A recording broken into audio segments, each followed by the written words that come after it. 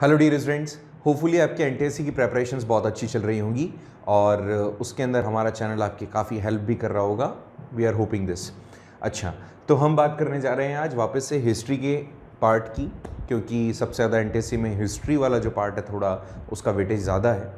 तो ऑलरेडी हमारे चैनल पे आपने इंडियन हिस्ट्री के जो तीनों डिविजन्स हैं उसके वीडियोस आपको ऑलरेडी मिल गए होंगे। मैं बात कर रहा हूँ एंशिएंट इंडियन हिस्ट्री का 1206 तक का, उसके बाद में मिडाइवल इंडियन हिस्ट्री जो ऑलरेडी हमने कंप्लीट किया है अभी, तो उसके अंदर 1206 से लेकर 1757 तक का टाइम ड्यूरेशन का जितना भी हिस्ट्री रहा ऑलरेडी वो आपको मिल गया है। फिर इसके बाद में मॉडर्न इंडियन हिस्ट्री जो अभी हम पढ़ रहे हैं, इसका एक और जो हिस्सा होता है, जो प्रीवियस वाला जो लेक्चर था ना उसमें आपने देखा होगा, and that was Maratha Wars. तो जब हम थर्ड मराठा वॉर के अंदर आ गए थे, सेकंड मराठा वॉर के अंदर हम आ गए थे, वहाँ से हमारा मॉडर्न टाइम जो था वो शुरू हो जाता है। मतलब आप बैटल ऑफ प्लासी के बाद का जितना भी टाइम है ना उन सबको आप मॉडर्न इंडियन हिस्ट्री में काउंट करते हो, ठीक है। तो वही हम पढ़ रहे थे। आज का जो हमारा लेक्चर होने वाला है वो भी आपकी मॉडर्न इंडियन हिस्ट्री से ही रिलेटेड है। हम बात करने जा रहे हैं आज एंग्लो मैसूर वॉर की। अच्छा, एक और चीज़ ऑलरेडी तुम्हें पता होनी चाहिए कि हमने तीनों मराठा वॉर कंप्लीट किया है। अच्छा, ये वाला जो आपको मैप दिख रहा होगा, एक तरफ यहाँ पे ब्रिटिशर्स दिख रहे हैं, एक तरफ हमारे सारे रेस्पेक्टेड राजा हैं, और ये हिंदुस्तान है। इस पर किस तरह से उन्होंने रूल किया और ब्रिटिशर्स ने कैसे लास्टली इसको कैप्चर कर लिया, वो सारा हमने हमारे प्रीवियस लेक्चर्स में हमने डिस्कस किया। इसी चीज़ को समझने के लिए कि जो मेजर, हालांकि इनके अलावा भी बहुत सारी वॉर्स हुई थी, जो मेजर वॉर्स थी जो ऑलरेडी इसकी कुछ, इसमें से कुछ हमने वॉर्स देख ली है। जैसे पहली हमारी मुगल वॉर हमने पढ़ा, फिर कर्नाटिक वॉर हमने डिस्कस किया। तीनों कर्नाटिक वॉर्स ऑलरेडी अपलोडेड है चैनल पे, अगर आपने नहीं देखा है तो प्लीज़ देखिएगा। तो तीनों कर्नाटिक वॉर्स हमने देख ली, फिर बंगाल वॉर प्लासी वाला हमने देखा इसके अंदर। फिर आज जो हम पढ़ने जा रहे हैं ना वो मैसूर वॉर है, ठीक है।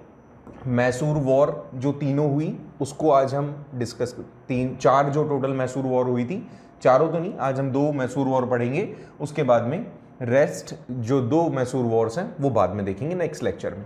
तो आज मैसूर वॉर, इसके बीच में मैंने एक साथ ही जो मराठा वॉर है, जैसे फर्स्ट मराठा वॉर, ये आपकी सेकेंड मराठा वॉर, थर्ड आपकी मराठा वॉर, ये तीनों मराठा वॉर ऑलरेडी हम अपलोड कर चुके हैं। तो इससे काफ़ी ज़्यादा क्वेश्चन बनते हैं, तो इसको भी आपको देखना ज़रूरी है। और हम ये दो आज मैसूर वॉर्स पढ़ने वाले हैं, ठीक है। हम पहला मैसूर वॉर पढ़ेंगे और दूसरा मैसूर वॉर।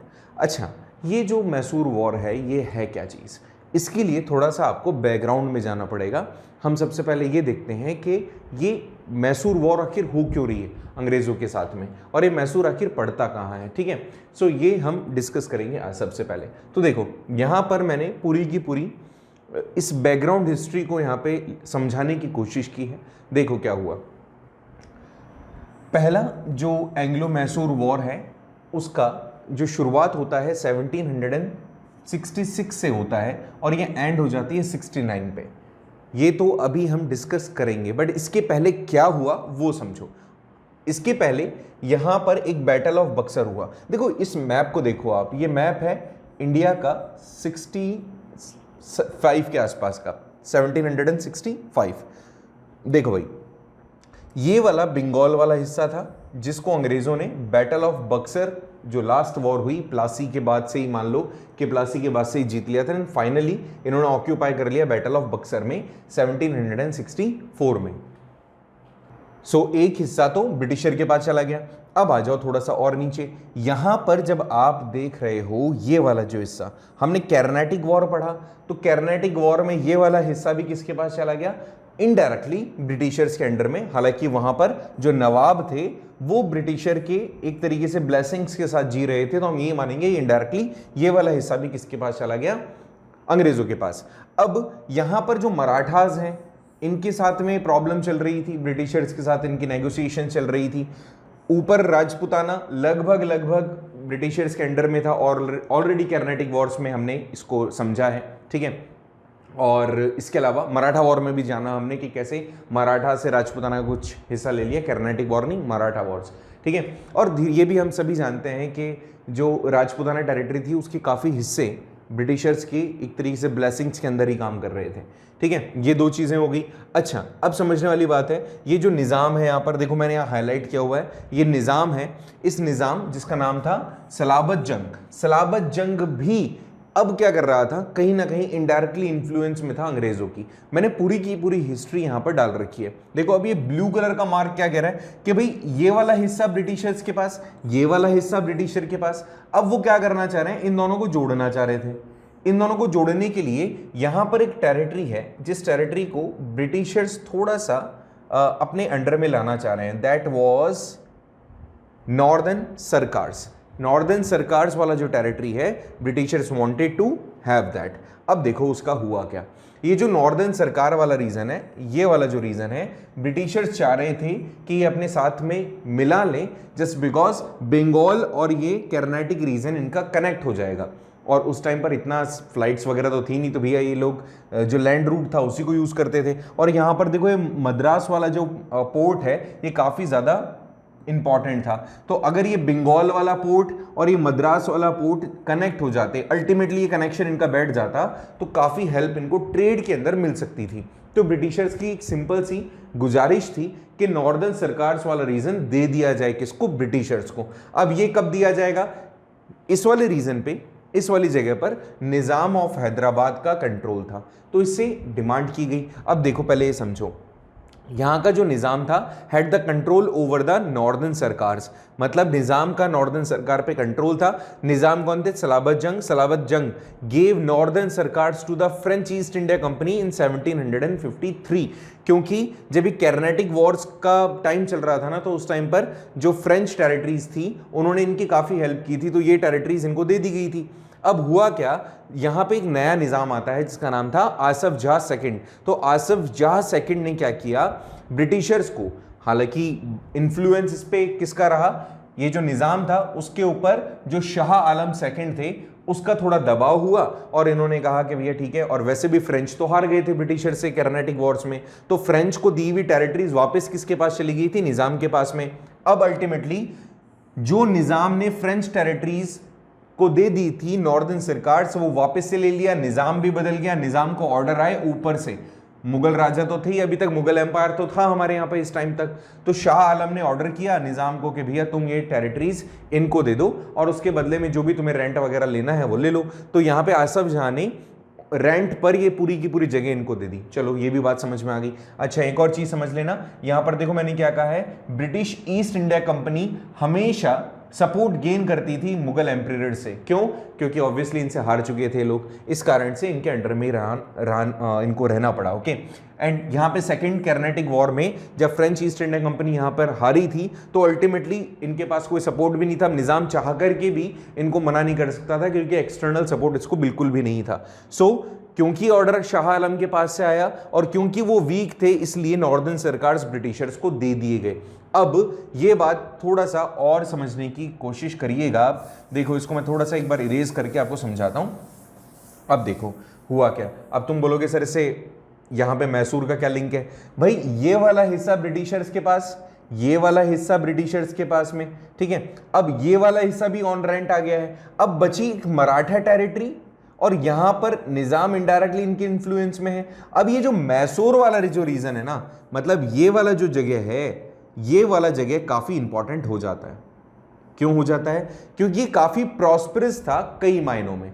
किन किन मायनों में प्रॉस्परस था, चलिए देखते हैं। होपफुली यहां तक का तो तुम्हें समझ में आ गया होगा कंसेप्ट। इसको थोड़ा सा और आगे समझने की कोशिश करते हैं। Why British East India Company wanted Mysore, तो मैसूर क्यों चाहिए उनको, तो देखो मैसूर को चाहिए था इन रीजन से। क्या, सबसे पहली चीज यहां पोर्ट्स थे। अब देखो भाई, चाहे मद्रास हो चाहे बंगाल हो, यहां से घूम के जाना, यहां से घूम के जाना बहुत बहुत ज्यादा मुश्किल। बजाय यहां से कोई चीजें हैं उनको यहां पहुंचाओ, यहां पहुंचाओ, बजाय यहां पहुंचा दो और यहां से ले जाओ। ऐसे में मैसूर प्रॉस्परस था, उसके पोर्ट्स इंपॉर्टेंट थे, यहाँ गोल्ड माइंस थी, लैंड बहुत फर्टाइल थी, बहुत पैसा था, गोल्ड माइंस बहुत सारी थी, पैसा बहुत सारा था, और लैंड जो थी काफ़ी फर्टाइल थी। तो इससे जो भी इंपॉर्टेंट चीज़ें ग्रो होती थी उसको भी आप एक्सपोर्ट कर सकते थे, इसलिए ब्रिटिशर्स को चाहिए था ये। और आसपास की सारी टेरिटरी ऑफ कोर्स इनके पास में थी, ब्रिटिशर्स के पास में। तो लालच आह लप लप, तो इसी कारण से इन्होंने इन सब चीजों को ऑक्यूपाई करने का सोचा। ठीक, ये समझ में आ गया। तो why they wanted this? Just because they had the ports, gold mines, fertile lands and wealth. Okay, Mysore का अलायंस किसके साथ था? फ्रांस के साथ, French territories, French East India company के साथ इनका हमेशा याद रखना रोल रहा है, काफी क्लोज रिलेशंस रहा था मैसूर का। बट क्योंकि कर्नाटिक वॉर में मैसूर हार गया था, तो इनको ब्रिटिशर्स को ये डर भी था कि आगे चल के कहीं ना कहीं ये फ्रेंच टेरिटरीज वापस से मैसूर के साथ मिलकर हमारे अगेंस्ट में हो जाएगी। तो मैसूर के अलायंसेस जो फ्रेंच टेरिटरीज के साथ थे, वो एक तरीके से डर बैठाए हुए थे ब्रिटिश टेरिटरीज के ऊपर कि आज नहीं तो कल ये वापस से सेटलमेंट से एस्टेब्लिश कर देंगे। इस कारण से भी ब्रिटिश ईस्ट इंडिया कंपनी चाह रही थी कि मैसूर को अपने अंडर में कर ले। ठीक है, तो these were the main causes जिसके कारण से ब्रिटिश क्या करना चाह रही थी? मैसूर को हथियाना चाह रही थी। अब मैसूर को हथियाने के लिए उसको क्या चाहिए था? तो देखो भैया, इस टाइम तक जो मराठा, जैसे मैंने ऑलरेडी तुम्हें बताया था कि केवल मराठा एम्पायर ही था जो ब्रिटिशर से भारत को आजाद करा सकता था, और उनको लोहा मनवाने वाला भी केवल मराठा एम्पायर था। इस कारण से क्या होता था, मराठास को ये काफी वैल्यू देते थे। ठीक है, तो इन्होंने क्या किया, ब्रिटिशर्स ने उनको कई चीज़ों के अंदर अपने साथ में मिला लिया, कई बार पैसे का लालच, कई बार टेरिटरीज का लालच। तो ऐसे में निज़ाम भी उनके अंडर में ही था। तो देखो, मराठास को और निज़ाम को इन्होंने क्या किया, ब्रिटिशर्स ने अपने साथ मिला करके अगेंस्ट कर दिया मैसूर के, और कहा कि भैया इनको अपन हराते हैं so that we can establish our territories over the Mysore. तो ऐसे में ये इन्होंने कहा, और ये लोग आपस में, क्योंकि मुनाफा होता, ये लोग पावरफुल थे, इनको वेपन्स वगैरह भी मिलते इनसे और कई सारे फायदे और होते, इस कारण से ये लोग इनके साथ हो लिए। ऐसे में अब बात समझना, कौन किसके साथ? मैसूर की लड़ाई होने वाली है किस किस के साथ में? ब्रिटिशर्स के साथ में, इसके अलावा निजाम के साथ में और मराठास के साथ में। बट होता क्या है, क्या लड़ाई होती है? चलिए देखते हैं।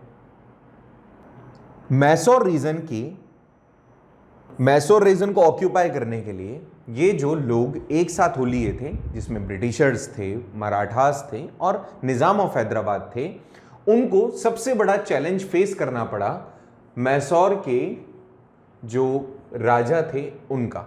ही was Hyder Ali at that time. देखो हुआ क्या, पहले हैदर अली के बारे में थोड़ा सा जानते हैं। मैसूर वॉर के अंदर हैदर अली फेस करेंगे इन पूरी पावर को अपने अगेंस्ट में। बट ये हैदर अली क्या था, क्या वास्तव में ये कोई बहुत लंबे टाइम से राजा रहा या कैसे ये राजा बना, उसके पीछे भी काफ़ी एक इंटरेस्टिंग स्टोरी है। पहले तो समझें कि इसने जब अपनी कैरियर की शुरुआत की मैसूर के अंदर, तो he was just kind of soldier. ठीक है, घोड़ा जो सवार सोल्जर होता है, सैनिक होता है, वो था। इनके जो बड़े भाई थे वो वहाँ पे एक तरीके से मैसूर के अंदर मान के चलो कि कमांडर इन चीफ थे, मतलब हेड थे, सेनापति थे। तो उन्होंने अपने भाई से ही, हैदर अली ने अपने भाई से ही सारी चीज़ें सीखी थी। अब सुनना, इनका जो प्रोमिनेंस था आर्मी में बढ़ता गया, क्योंकि ज़्यादा वैसे पढ़े लिखे नहीं थे लेकिन स्किलफुल काफ़ी थे, इंटेलेक्चुअल काफ़ी थे। तो इनका जो डोमिनेशन था, जो प्रोमिनेंस था, वो काफ़ी ज़्यादा डेवलप होता गया एंड मिलिट्री भी कहीं ना कहीं इनके इन्फ्लुएंस में आने लगी। ऐसे में यहाँ पर एक टाइम ऐसा आता है जब ये अपने आप को चीफ मिनिस्टर बना लेते हैं मैसूर का, और ऐसे में तख्ता पलट भी कर देते हैं। यहाँ पर वडियार जो डायनेस्टी है, वोडियार कह सकते हो या वडियार, जो वोडियार डायनेस्टी है, वहां पे कृष्णराज वोडियार सेकंड रूल कर रहे थे। इसी टाइम ड्यूरेशन में इनको चीफ मिनिस्टर बनाया गया। अब लास्ट में क्या होता है, हैदर अली क्या करते हैं, जब पावर में आ जाते हैं, चीफ मिनिस्टर बन जाते हैं, तो वहां पर राजा के पास से अपनी उसकी जो भी पावर होती है वो छीन लेते हैं। ऐसा ही हुआ 1761 में, जब हैदर अली ने पावर छीन ली किससे, राजा से, और अपने आप को बोल दिया कि मैं अब से यहाँ पर चीफ हूँ। इस टाइम पर क्या था, सारी की सारी पावर इनके पास में इसलिए आ गई क्योंकि कमांडर इन चीफ बन गए, उसके बाद में ये चीफ मिनिस्टर बन गए। अल्टीमेटली फाइनली 1761 में राजा कमज़ोर हुआ और उन्होंने अपने आप को वहाँ पे सिंहासन पे बैठा दिया। इसके बाद में हैदर अली ने क्या किया, मैसूर को अपने अंडर में कर लिया। जैसे ही वहाँ पे राजा, देखो 1761 तक तो हैदर अली ने पावर छीन ली थी, लेकिन राजा अभी तक अपने आप को नहीं कहा। जैसे ही राजा मर गए, मैसूर के राजा की डेथ हुई, वैसे ही उन्होंने डिक्लेयर कर दिया कि अब से राजा मैं रहूँगा। ठीक है, यहाँ पे याद रखना, ये जो उन्होंने अपने आप को डिक्लेयर किया, दैट वाज 1766, और यहीं से शुरुआत हो जाती है एक तरीके से वॉर की। ठीक है, जैसे ही राजा की डेथ हुई मैसूर के, उन्होंने अपने आप को, हैदर अली ने अपने आप को ये कहा कि नाउ, मतलब सबको डिक्लेयर कर दिया कि भैया आपसे अपन ही यहाँ के राजा हैं। मैसूर के राजा कौन बन गए? Hyder Ali. Now it's time for understand that how this war took place and what happened in that war.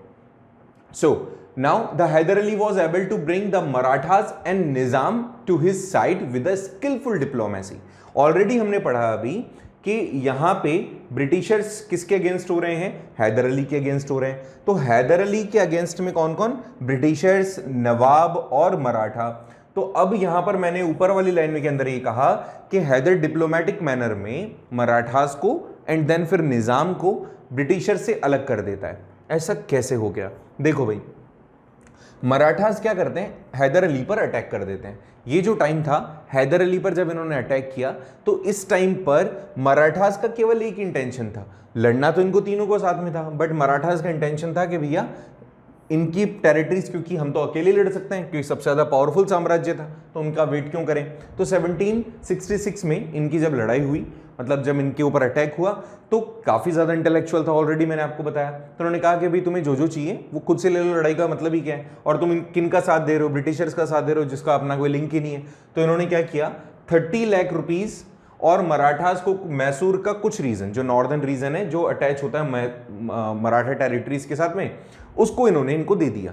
ये लोग खुश होके वापस चले गए, बिना लड़ाई चले गए, लेकिन इन्होंने 30 लाख रुपीज़ और कुछ टेरिटरीज ले ली। मराठास अब इस गेम से आउट थे।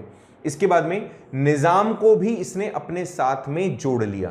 कैसे जोड़ा वो थोड़ा सा समझने वाली बात है। देखो यहाँ पर इसने क्या कहा है, यहाँ पर निज़ाम को इसने 2-3 तरीके से अपने इन्फ्लुएंस में लिया। उसने कहा देखो भाई, निज़ाम अभी ये वाला टेरिटरीज इसको नहीं देना चाह रहा था ब्रिटिशर्स को, बट क्योंकि शाह आलम सेकंड का प्रेशर था, तो यहाँ पे निज़ाम ने नॉर्दर्न सरकार्स किसको दे दिया? ब्रिटिशर्स को। और ऑलरेडी तुम जानते हो कि निज़ाम का और कर्नाटिक वॉर्स के अंदर जो नवाब थे उनका काफ़ी ज़्यादा हमने डिस्प्यूट्स देखा था। तो निज़ाम क्या चाह रहे थे? निज़ाम चाह रहे थे कि वापस अपना पावर वो कहाँ, यहाँ पे जो कर्नाटिक रीजन है उस पर इस्टेब्लिश कर ले। तो इसने इनको प्रॉमिस करा कि अगर मैं जीत जाता हूँ, देखो अपन यहाँ लड़ाई करेंगे और अगर हम जीत गए तो ये वाला जो हिस्सा है कर्नाटिक वॉर्स वाला, कर्नाटिक वाला जो रीजन है, I will give it back to you. So यहाँ पे निज़ाम इसकी बातों में आया और निज़ाम ने भी कहा चलो भाई ठीक है, लड़ना ही तो नहीं है, नहीं लड़ेंगे साथ में। तो यहाँ पर इन्होंने भी अपने आप को लड़ाई से अलग कर लिया। तो इस तरह से अब ब्रिटिशर्स रह गए अकेले। अब भैया हुआ क्या कि निज़ाम हट गया, मराठास हट गए, अब सीधी लड़ाई हैदर अली और ब्रिटिशर्स के बीच में। अब क्या होता है इस लड़ाई के अंदर, इसको समझो। जब ये लड़ाई हो रही होती है ना, तो हैदर अली ऑफ कोर्स क्योंकि पावर अपने पास में लेकर आ चुके थे, ज़्यादा पावर इसके पास में हो चुकी थी अब, और ब्रिटिशर जो कि सपोर्ट में थे, देवर इन एक्चुअली इस तरह के डिलाइमा में थे कि ये लोग मतलब निज़ाम और मराठास इसकी हेल्प करेंगे अगर ये हैदर अली के अगेंस्ट में वॉर कर देते हैं तो, बट वो लोग तो due to diplomacy of Hyder Ali वो वॉर से बाहर हो जाते हैं। तो ऐसे में वॉर तो हुई और कॉन्टिन्यूसली लगभग 1.5 साल तक वॉर भी चली, लेकिन उसका कोई रिजल्ट नहीं निकला। हैदर अली ने क्या किया, अपनी स्ट्रैटेजी बदली और उसने डायरेक्टली कहां पे अटैक कर दिया? मद्रास पे। मद्रास पे जब अटैक हुआ तो अटैक अचानक से जो ब्रिटिशर्स थे उन लोगों के लिए थोड़ा सा सनसनीखेज हो गया कि भैया अटैक हो गया, अब क्या करेंगे। ऐसे में उसका रिजल्ट तो कुछ नहीं निकला, लेकिन सडनली मद्रास पे अटैक होना ब्रिटिशर्स के लिए एक धक्का था। और यहाँ पे ब्रिटिशर्स क्योंकि इस तरह की किसी भी होप में नहीं थे कि मद्रास पे अटैक हो सकता है, सो ब्रिटिशर्स थोड़े से वीक पड़ गए क्योंकि उनके जो ट्रूप्स थे वो थोड़े से मतलब हाइपर हो गए, इस तरह से हो गए कि अब हम क्या करेंगे, ठीक है, पैनिक होने लगा उनकी आर्मी के बीच में। सो यहाँ पे ब्रिटिशर्स को हार माननी पड़ी हैदर अली के सामने, और हैदर अली इस तरह से फर्स्ट ये जो एंग्लो मैसूर वॉर थी वो जीत जाते हैं और एक ट्रीटी साइन की जाती है, द ट्रीटी ऑफ मद्रास कह दो या मैड्रास कह दो। सो ट्रीटी ऑफ मद्रास के अंदर 4 तारीख, ट्रीटी ऑफ मद्रास 4 अप्रैल 1769 ये साइन की गई, और इस ट्रीटी के साइनिंग के साथ में ही ये बोल दिया गया कि भैया आपने और हमने जो मतलब ब्रिटिशर्स ने और मैसूर के पास में जो टेरिटरीज हैं जो हमने ली है एक दूसरे की, उसको हम रिटर्न कर देंगे।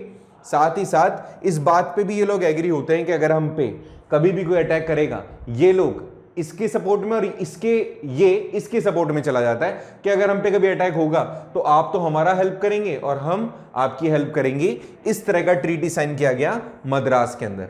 But it was a humiliating treaty, नीचा दिखाने के लिए ट्रीटी साइन की गई थी। तो यह बात आप मान के चलना कि ब्रिटिशर इतनी आसानी से इस बात को एक्सेप्ट नहीं करेंगे। वॉर का एंड हो जाता है इसी के साथ में, और फर्स्ट एंग्लो मैसूर वॉर का एंड इस ट्रीटी ऑफ मद्रास के साथ हुआ, जिसमें ये प्रोमिसेस हुए कि जो टेरिटरीज हमने ऑक्यूपाई कर रखी एक दूसरे की, वो हम वापस से दे देंगे, और अगर कभी फॉरेन अटैक होगा, अगर हम पे किसी तीसरे ने अटैक किया, तो we will also fight for each other, एक दूसरे के लिए हम लड़ेंगे भी।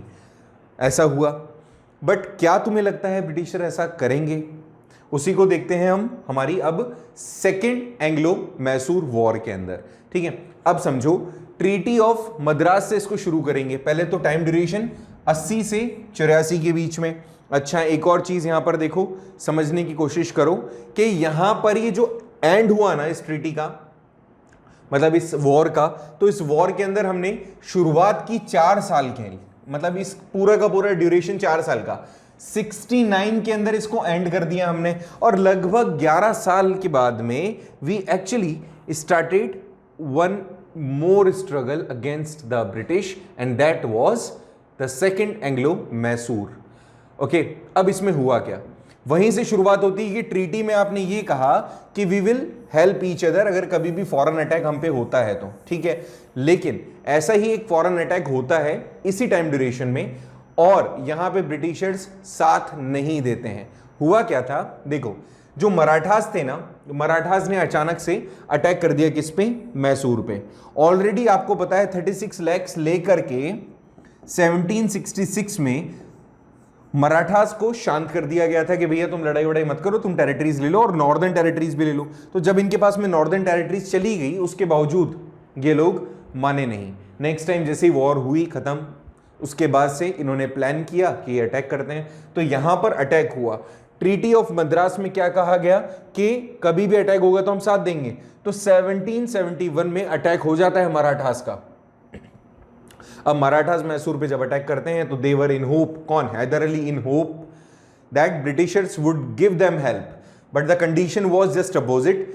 ब्रिटिशर्स ने साथ नहीं दिया किसी भी तरीके से, और जब साथ नहीं दिया तो इसको वायलेशन ऑफ ट्रीटी माना गया। और वायलेशन ऑफ ट्रीटी, अब ठीक है, जैसे अभी मान के चलो, आपको पता है रशिया और यूक्रेन के बीच में वॉर। अब यूक्रेन इस होप में है कि उसको जो नाटो नेशंस हैं वो हेल्प करेंगे, बट प्रॉब्लम क्या है, वो होप में ही है, केवल ऐसा हो तो नहीं रहा है, और इसका कॉन्सिक्वेंसेस किसको झेलना पड़ा?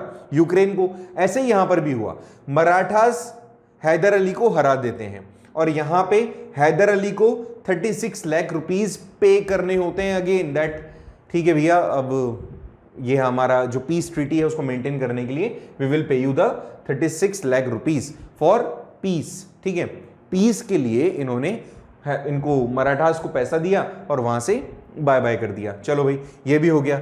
अब इसके बावजूद और क्या हुआ, क्योंकि तुम जानते हो कि ब्रिटिशर्स ऑलरेडी इस चीज के अगेंस्ट थे। ब्रिटिशर्स ये बोल रहे थे कि हम, ट्रीटी ऑफ मद्रास में क्या था कि तुम्हारी टेरिटरीज तुम ले लो, हमारी टेरिटरीज हमें दे दो, हम एक दूसरे की मदद करेंगे। बट मदद तो करी नहीं, उसके बावजूद इन्होंने क्या किया, ब्रिटिशर्स ने भी अटैक कर दिया मैसूर की एक टेरिटरी पर, जिस टेरिटरी को मैसूर बहुत इंपॉर्टेंट माना करता था अपनी। ठीक है, और वो टेरिटरी थी बेटा माही। ठीक है, इसको इन्होंने क्या किया, अटैक कर दिया इस पे और इसको ऑक्यूपाई कर लिया। ये एक बहुत बड़ा रीजन रहा सेकेंड एंग्लो मैसूर वॉर का। We were discussing the reasons, then the first reason was violation of the treaty and the second was attacking by the British territories over the Mysore territories and occupying the Mahi, which was an important territory for the Mysore Empire और kingdom। Haider Ali के लिए काफी important वो empire था। ठीक है, अब देखो आगे, यहां पे जो क्वेश्चन आता है, इस माही को थोड़ा सा समझने की कोशिश करते हैं। देखो, इसको समझें तो यहां पर ही इंपॉर्टेंट, मैंने बोला कि इंपॉर्टेंट थी हैदर अली के लिए भी, और यहां पे ब्रिटिशर्स ने इसको ऑक्यूपाई करने की भी कोशिश की। तो भाई इसमें आखिर ऐसा था क्या? तो यहां पर दोनों के पॉइंट डिस्कस करते हैं। पहले पॉइंट में हम बात करेंगे कि हैदर अली के लिए इसका इंपॉर्टेंस क्या था। तो ये मान के चलें कि हैदर अली के लिए काफी इंपॉर्टेंट था, बिकॉज हैदर अली के लिए ये फ्रेंच के साथ में एक अच्छा रिलेशन मेंटेन करने का एक सेतु था। मतलब they just wanted to maintain good relations with the French East Indian Company, because French territories और French armies, French East India Company give him the arms and ammunition through this port. ये क्या था? माहे एक port था जिसके through French territories Hyder Ali को कई दूसरी चीजें देती थी, इंपॉर्टेंट गिफ्ट्स, आइटम्स और एक्सचेंज ऑफ जो भी चीजें होती थी, commodities, all such things were exchanged by the माहे पोर्ट। इसके अलावा इनके पास में जो भी आर्म्स एंड एम्यूनिशंस आते थे वो सारे इसी पोर्ट के थ्रू आते थे। और यहां पर हैदर अली क्या करता था? इस पोर्ट को प्रोटेक्ट, क्योंकि ऑब्वियसली इस पूरी की पूरी टेरिटरी पर किसका अधिकार है? हैदर अली का ही है। तो हैदर अली का ये काम होता है कि भैया आप हमेशा इस पोर्ट को सेफ रखेंगे। एक तरीके से ब्रिटिश जो सेटलमेंट्स हैं वो इसके अगेंस्ट में थे, एंड द फ्रेंच सेटलमेंट्स यहाँ पर बनाए गए थे क्योंकि फ्रेंच ट्रूप्स वगैरह आना, उनके सामान का एक्सचेंज होना सब यहीं से हो रहा है। तो हैदर अली के प्रोटेक्शन में थी ये टेरिटरी। बट यहां पे ब्रिटिशर्स और दूसरी टेरिटरीज पर क्यों नहीं गए? और जब उनको पता था कि यहां पे फ्रेंच टेरिटरीज ऑक्यूपाई किए हुए हैं या फ्रेंच कम्युनिटीज के सेटलमेंट्स में काउंट होता है माहे, तो ऐसे क्यों हुआ कि इन्होंने इन पर अटैक किया? तो देखो, उस टाइम पर अमेरिका के अंदर इंडिपेंडेंस के लिए वॉर चल रहा था और जो फ्रांस था वो अमेरिका को सपोर्ट कर रहा था। इस तरह से अल्टीमेटली फ्रांस और ब्रिटेन के बीच में कॉन्फ्लिक्ट हो जाता है, एक दूसरे के अगेंस्ट हो गए थे ना। तो ऐसे में उसका जो एक हमें कॉन्फ्लिक्ट देखने को मिला वो इंडिया में भी देखने को मिला। ब्रिटिशर्स ने उन सभी जगहों पर अटैक किया जिन जिन जगहों पर, हमने कर्नाटिक वॉर्स में भी पढ़ा था ऐसा ही, कि ब्रिटिशर्स ने उन सभी टेरिटरीज पर अटैक कर दिया जहां पे फ्रेंच कम्युनिटीज रह रही थी या फ्रेंच सेटलमेंट जहां जहां बनाए गए थे उन सभी पर अटैक किया गया। किसके थ्रू? ब्रिटिशर्स के थ्रू। अल्टीमेटली जो माहे था वो भी किसी के अंडर में आ गया, मतलब ब्रिटिशर्स के कैप्चर में आ गया। अब ये बात जो थी हैदर अली को बिल्कुल भी अच्छी नहीं लगी और ऐसे में हैदर अली और जो इंग्लिश ब्रिटिश हैं उनके बीच में वॉर होना स्टार्ट हो गया। ठीक है, अब हम आ जाते हैं वॉर पर। वॉर कैसे हुआ? शुरुआत 80 से और ये लगभग 5 साल चला। अब यहां पर अगर हम ओपोनेंट्स देखते हैं, अगर हम यहां पे कैंडिडेट्स देखते हैं कौन कौन लड़ रहा है, तो देखो भाई यहां पे मैसूर है एक तरफ। अब तुम बोलोगे सर मराठास तो भी आए थे साथ में, अब ये इसके साथ मिलकर क्यों लड़ रहे हैं? और निजाम तो चलो ठीक है, वो तो नॉर्मल था, न्यूट्रल था। मराठास क्यों? क्योंकि इस टाइम पर एंग्लो मराठा वॉर भी चल रही थी। एंग्लो मराठा वॉर के अंदर ईस्ट इंडिया कंपनी किसके साथ लड़ाई कर रही है? वो कर रही थी मराठास के साथ में। अल्टीमेटली ये जब लड़ाई हुई 80 के अंदर, तो जो मराठा वॉर थी वो इस टाइम ड्यूरेशन तक कॉन्टिन्यूअस थी। यही रीजन था कि इनके कॉमन, अगर हम बात करें एनिमी का, तो इनके बीच में जो कॉमन एनिमी था वो थे ब्रिटिशर्स। सो दैट जब मैसूर को जरूरत पड़ी तो मराठास भी इनके साथ आ गए इनको सबक सिखाने के लिए, और निजाम तो इनके साथ में कांस्टेंट था ही। इधर आरकोट मतलब कर्नाटिक रीजन का जो नवाब था वो ब्रिटिशर्स को सपोर्ट करता है क्योंकि इसी के सॉवरेनिटी से, इसी की ब्लेसिंग से ये यहां का नवाब बना था, वल्ला जहां जिसको कहा जाता है। तो वल्ला जहां इनको सपोर्ट कर रहा होता है। और देखो निजाम ऑफ हैदराबाद तो वैसे इसके अगेंस्ट में था, इस कारण से निजाम ऑफ हैदराबाद नवाब के अगेंस्ट में लड़ाई लड़ता है। मराठास ब्रिटिशर्स की दुश्मन थे और मैसूर वाले को इससे बदला लेना था, तो ऐसे में लड़ाई होती है। अब हैदर अली क्या करता है? काफी लंबी लड़ाई होती है, तो हैदर अली निजाम के साथ मराठास के साथ मिलकर के इनको हरा देता है। ये वाला टेरिटरीज भी, कर्नाटिक वाला टेरिटरीज भी इनसे जस्ट मतलब छूट जाता है। ठीक है, तो ये जो ब्रिटिश ईस्ट इंडिया कंपनी थी ये इस वॉर के अंदर हार जाती है। बात थी 7 दिसंबर 1782 की। हैदर अली की डेथ हो जाती है ड्यू टू कैंसर और वो पूरी की पूरी टेरिटरी अपने बेटे टीपू के कंधों पर छोड़ करके चला जाता है। हैदर अली की डेथ कब हुई? 1782 में। और यहां पे टीपू बन जाते हैं सुल्तान नेक्स्ट किसके? आपके सदर्न पार्ट के, या फिर अगर मैं कहूं मैसूर के, तो टीपू सुल्तान यहां से नाम पड़ता है 1782 में। अच्छा, एक और चीज समझ लेना, इन बिटवीन इतना आसान नहीं था, कई बार यहां पे चेंजेस होते हैं किसके? ब्रिटिश ईस्ट इंडिया कंपनी के जो सोल्जर हैं उनके अंदर और उनके जो हेड हैं उनके अंदर यहां बदलाव होते हैं। ये मैंने काफी शॉर्ट में बताया क्योंकि एग्जाम में इतना डीपली तुमसे नहीं पूछेगा, सो आप इतना ही याद रखो कि हुआ क्या। हालांकि इसके बीच में काफी और बहुत लंबा डिटेल में डिलीवर किया गया है आपके सामने कंटेंट, बट हमने केवल उन्हीं पॉइंट्स को यहाँ पे मेजर किया है, मेंशन किया है जो एग्जाम पॉइंट ऑफ व्यू से इंपॉर्टेंट है। इतना डीपली तुम्हें पढ़ने की जरूरत नहीं है, यूपीएससी के अंदर जरूर जरूरत पड़ेगी तुम्हें। तो टीपू सुल्तान यहां आ गया अपने पिता की डेथ के बाद में। यहां पर याद रखना उस टाइम पर जो अंग्रेजों को लीड कर रहे थे, ही वॉज सर आयरी कुट्टे। ठीक है, आयरी कुट्टे ये कौन थे? ये थे ब्रिटिश ईस्ट इंडिया कंपनी के, या फिर इनको लीड करने वाले एक तरीके से सोल्जर, मतलब हेड ऑफ द आर्मी।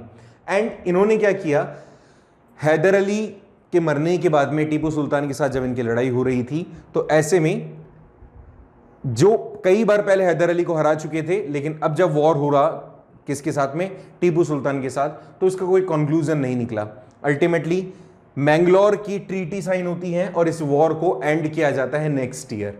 कब? 1784 के अंदर ट्रीटी ऑफ मैंगलोर साइन किया जाता है। ट्रीटी ऑफ मैंगलोर के अंदर यह कहा गया कि भैया आप अपनी अपनी जो कैप्चर टेरिटरीज हैं, ट्रीटी में लगभग यही होता था कि तुमने जो लिया वो हमें दे दो और हमने जो छीना है वो तुम्हें दे देंगे वापस से, और वही प्रोमिसेस कि हम एक दूसरे की हेल्प करेंगे। ट्रीटी ऑफ मैंगलोर हुआ 1784। It was the end of this second Anglo Maratha war, sorry Mysore war. तो इसके बाद में ट्रीटी ऑफ मैंगलोर एंड माना जाएगा, और इसके साथ में ही ये जो वॉर चल रहा था टीपू सुल्तान के साथ, जिसका कोई रिजल्ट नहीं निकला था, कोई हारा नहीं कोई जीता नहीं, उसको इस ट्रीटी के साथ एंड कर दिया गया। यहां पर मैंने एक चीज और लिखी है कि इनके बीच में जब वॉर हो रहा था, सेकंड मैसूर वॉर के बीच में 2 वॉर और हुए थे इंडिविजुअली।